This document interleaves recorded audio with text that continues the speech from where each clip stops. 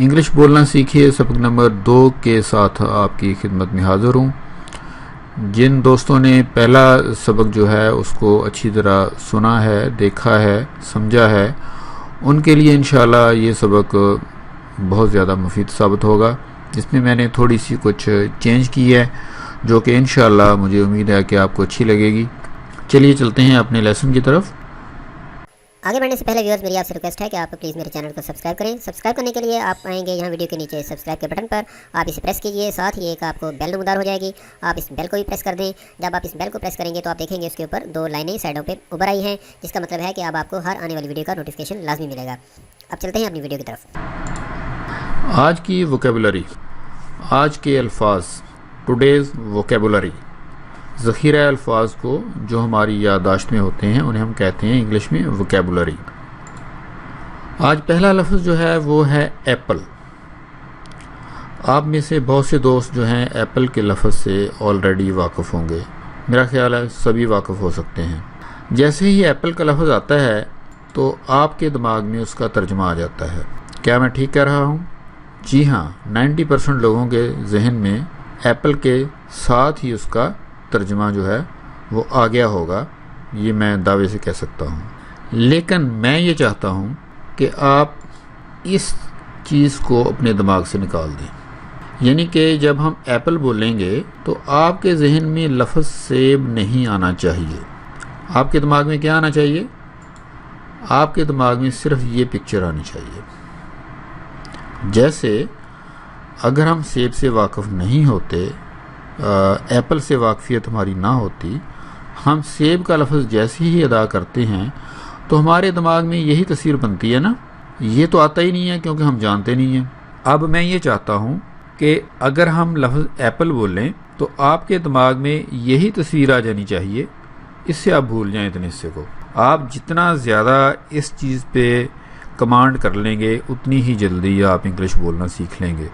ये मैं आपको बहुत ही ज़्यादा दयानतदारी से और ज़िम्मेदारी से कह रहा हूँ। चलिए चलते हैं अपने दूसरे लफ्ज़ की तरफ। दूसरा हमारा लफ्ज़ है जनाब ऑरेंज। अब देखिए ऑरेंज मैंने कहा तो आपके दिमाग में फिर वही माल्टा, कीनो, फ्रूटर, मौसमी वगैरह का तस्वर आया होगा।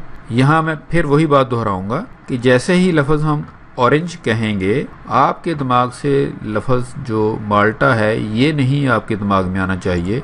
इसको आप काट दें, अपनी मेमोरी से निकाल दें। इसकी जगह आप इस पिक्चर को फिट कर लें। जैसे ही हम ऑरेंज बोलें आपके दिमाग में मौसमी, माल्टा, कीनो, फ्रूटर, इस टाइप के जो भी चकोतरा वगैरह हैं, वो उनके अलग सेपरेट नाम भी हैं, लेकिन ये फैमिली जो है ये आपके दिमाग में आनी चाहिए।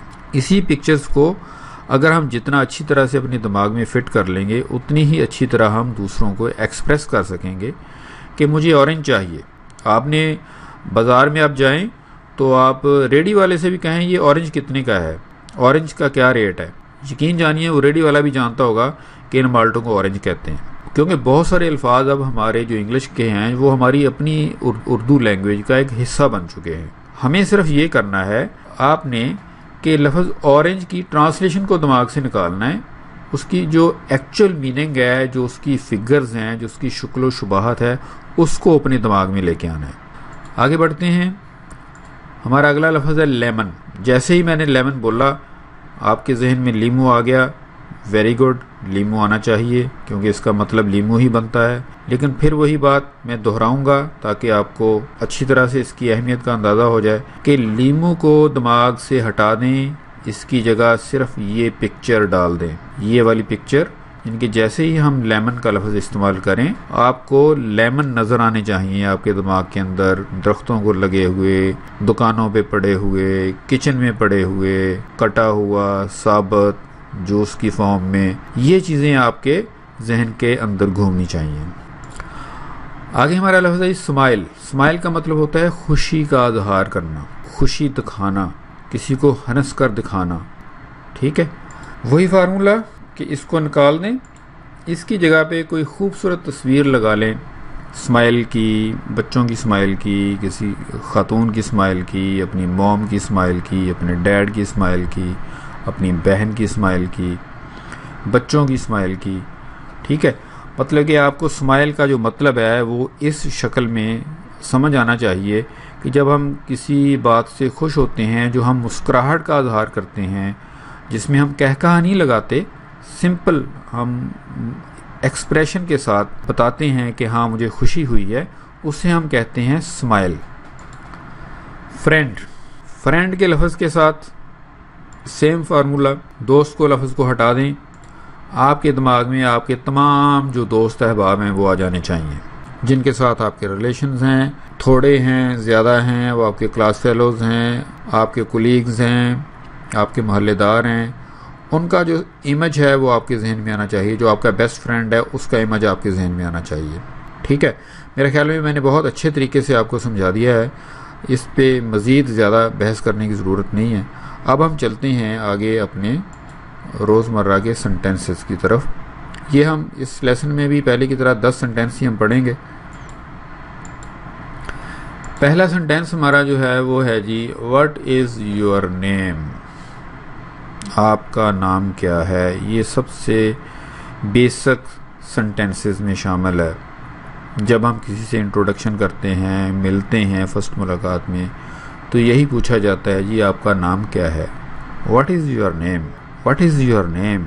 आपने ये अल्फाज बार बार अपने दिमाग में दोहराने हैं, हल्के से भी, थोड़ा ऊंची आवाज़ से भी, बल्कि मैं तो कहूँगा कि आप आईने के सामने खड़े होके, जो आपका पूरा चेहरा उसमें आपको नज़र आ रहा हो, उसमें पूरे एक्सप्रेशंस के साथ आपने इसको रट्टा इस तरह नहीं लगाना जैसे कोई मतलब कि लंबा चौड़ा की पैराग्राफ याद कर रहे होते हैं, बल्कि मुख्तलिफ एक्सप्रेशन के साथ what is your name, what is your name, ऐसे आपने इसको बोलना है।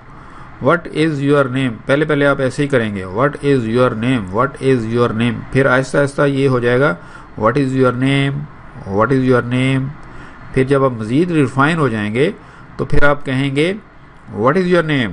तो आंसर इसका क्या होगा जी, my name is Green, my name is Green, मेरा नाम ग्रीन है, माई नेम इज़ ग्रीन।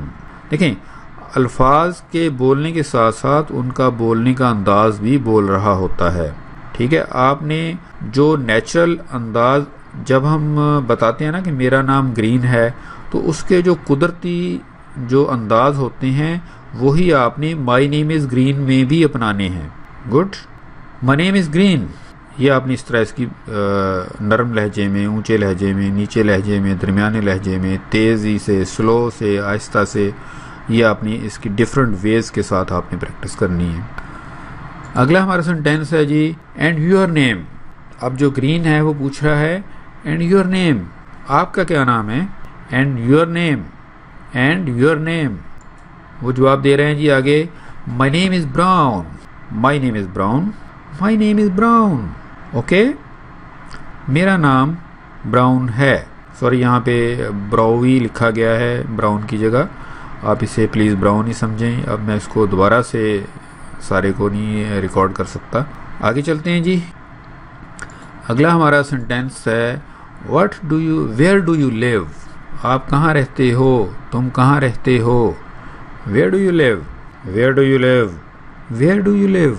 आपने ये सारे सेंटेंसों के ये सारे जो अंदाज हैं, इनके साथ अपने लबो लहजे को, अपने आप को आपने इनके साथ आपने मुतारफ़ करवाना है, इनके साथ आपने यूज़ टू होना है। झिझक जो है, देखिए, अगर आप आईने के सामने खड़े होकर नहीं बोल सकते तो फिर आप किसी के सामने खड़े होकर कैसे बोल सकते हैं। मैं समझता हूँ कि शुरू शुरू में आईने के सामने खड़े होकर बोलने में भी आपको हिचकिचाहट होगी, लेकिन अगर आप इस हिचकिचाहट को निकालेंगे तभी आपके साथ बोलने की जो है वो बात बनेगी। तो मिस्टर ब्राउन ने पूछा वेयर डू यू लिव, तो मिस्टर ग्रीन कह रहे हैं I live in garden town, I live in garden town, I live in garden town, मैं गार्डन टाउन में रहता हूँ। I live in garden town, पहले पहले आप ऐसे कहें गार्डन, गार्डन, आहिस्ता आहिस्ता ये गार्डन हो जाएगा।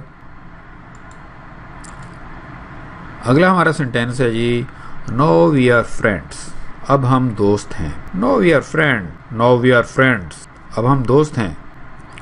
यस वी आर, तो ग्रीन कह रहा है जी यस वी आर, हाँ हम हैं।